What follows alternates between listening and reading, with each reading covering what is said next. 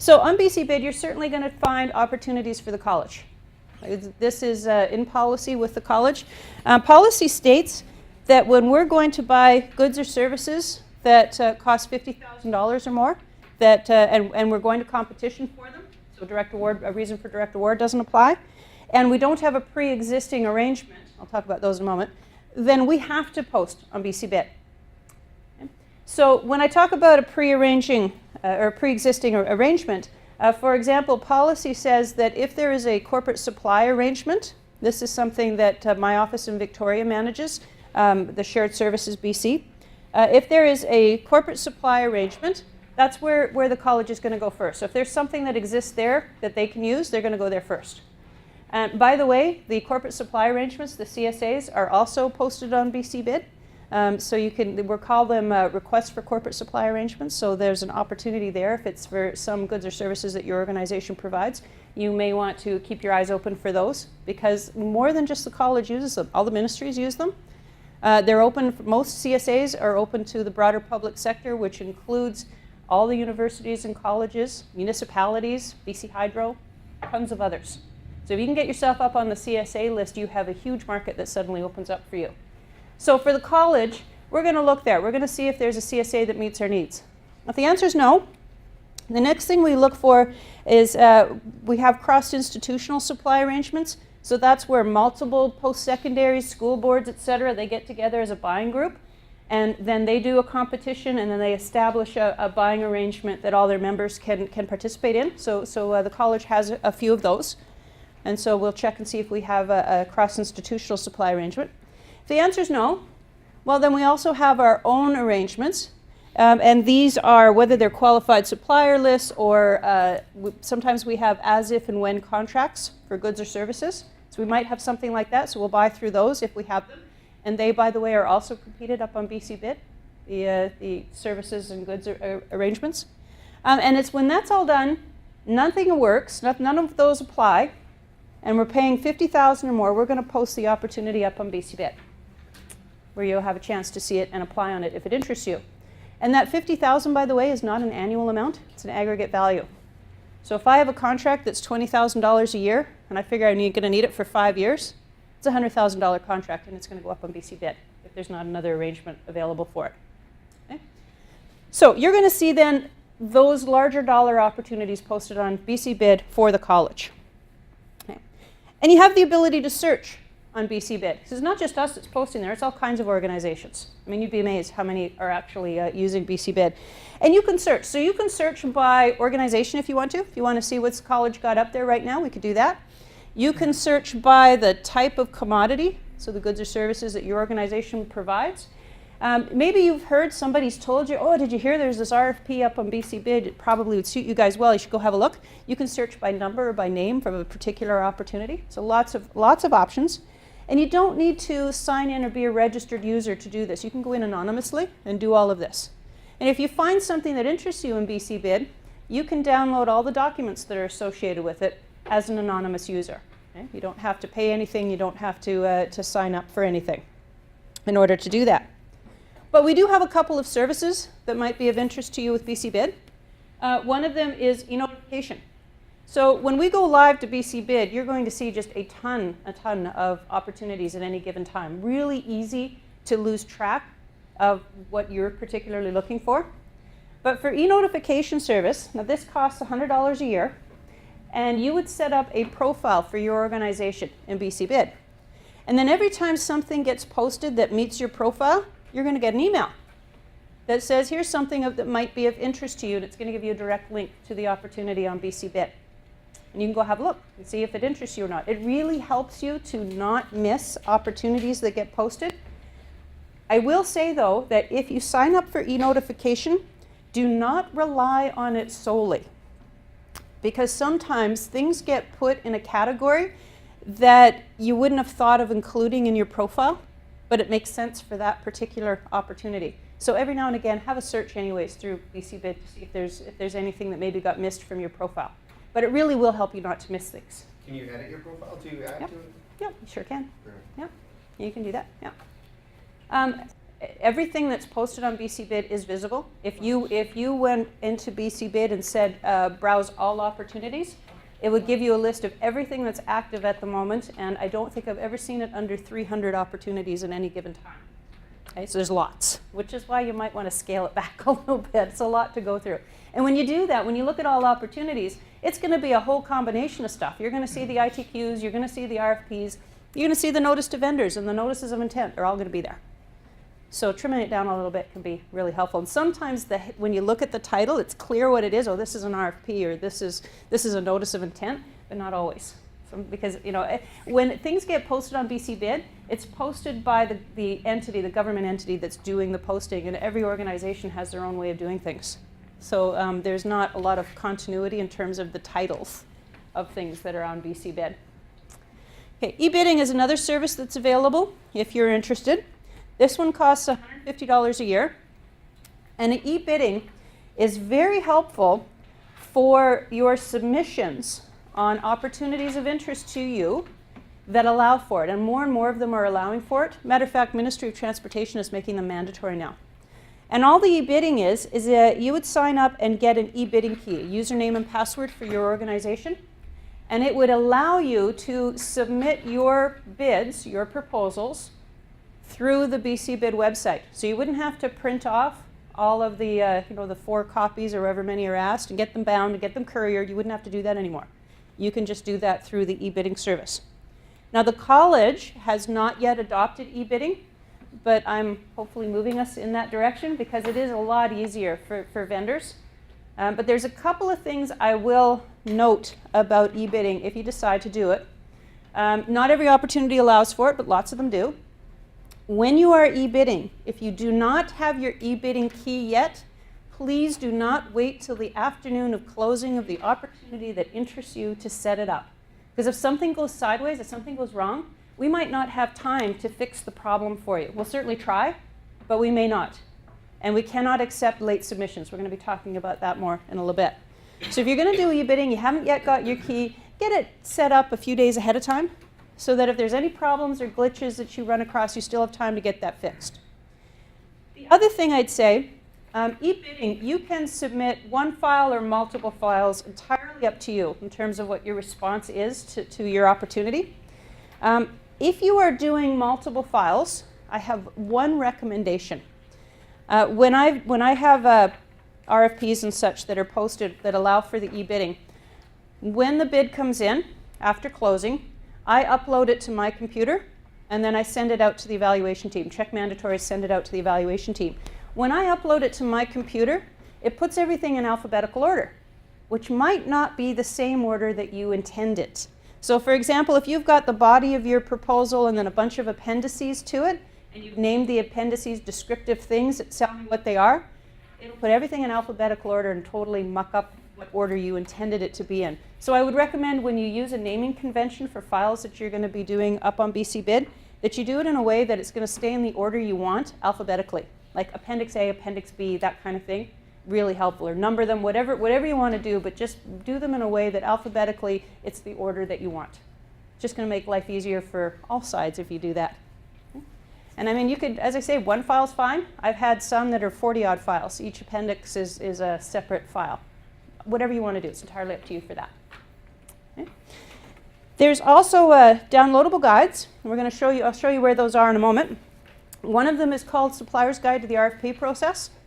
So there are things that I'm going to be talking about this afternoon, and you're not going to be able to retain it all. It's a lot of information for you to be listening to all afternoon. So keep in mind that I'm going to show you where this guide is.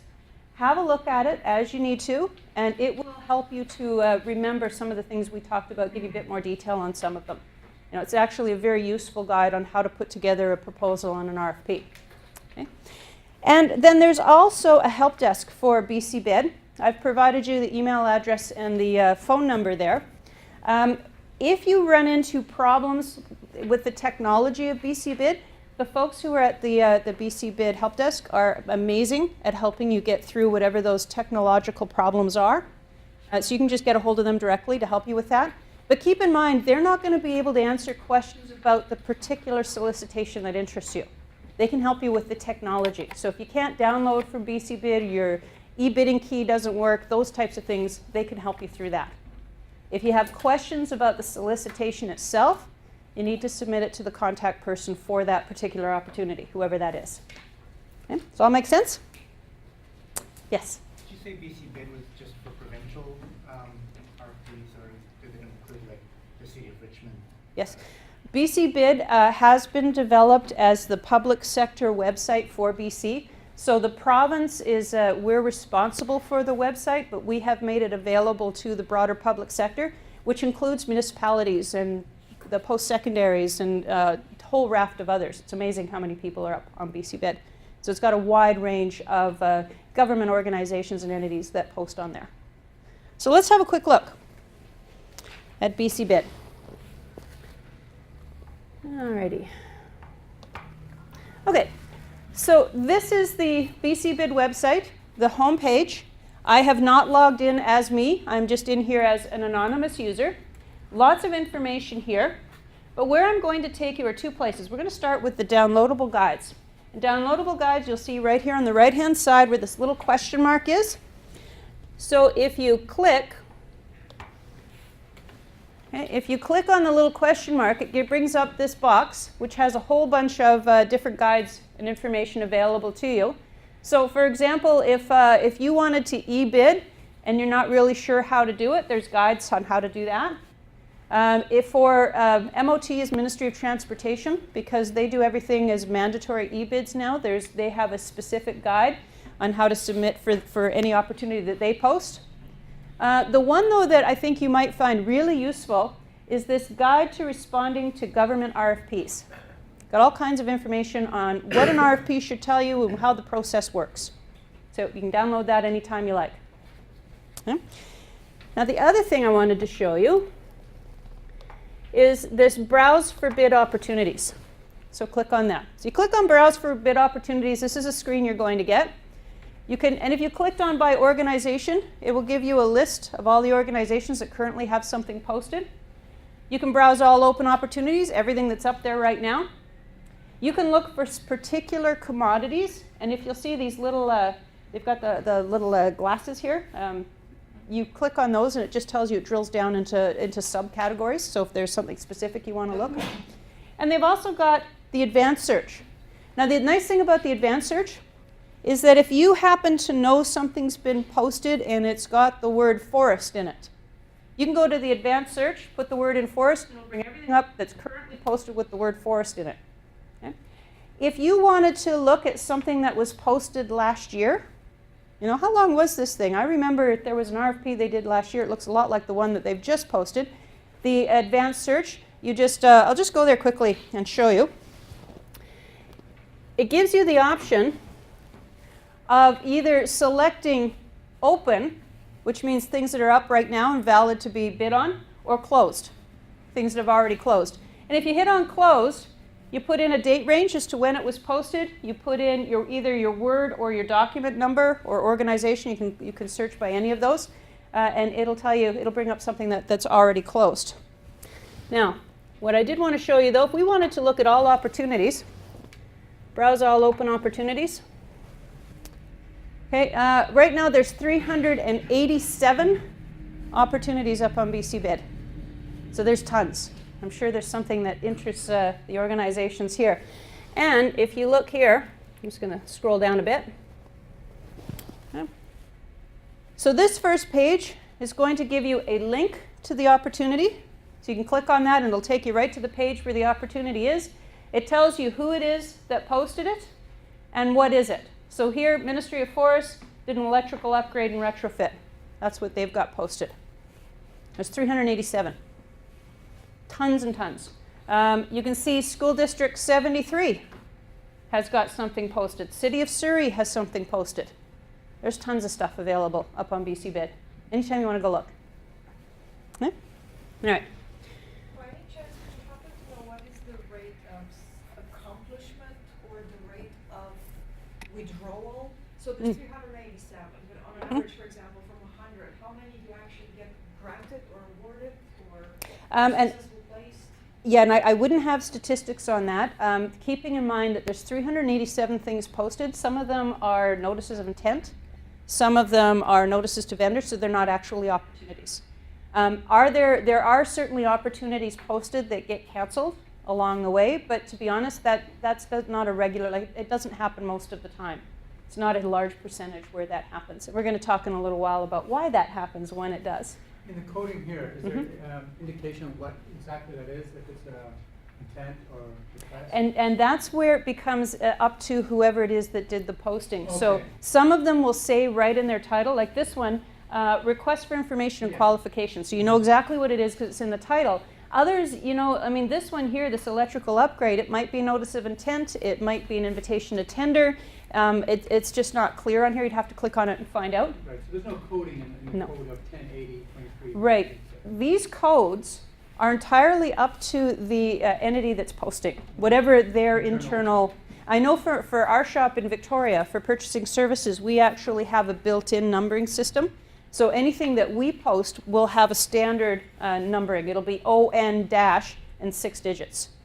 That comes from our office, but that's just for us. Everybody else we didn't want to dictate what their number of the numbers should be for their postings, so they can do it however they like.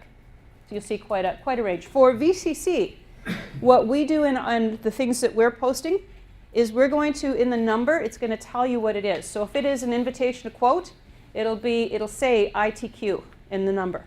If it's an RFP, it's going to say RFP in the number. So you'll be able to tell from the numbering for VCC. That's what we've decided to do to help make it easier for vendors to quickly see what it is we're doing. Notice to vendors, NTV. Yeah. Okay, but that's not everybody. Everybody is up to whatever they want to do themselves. So in number 2 and number 3, what's the difference between that first symbol of the book and number 3 and whatever that other symbol is? The E here is for e-bidding. Okay. Yeah. And I'm not sure if that's up there because that's all they allow or that it's an option. But e-bidding is included where that E sits. Yeah, and the open book, I think, as best I can tell, let's have a look. Because I'm pretty sure that that E symbol means only e-bidding. Let's have a look at it.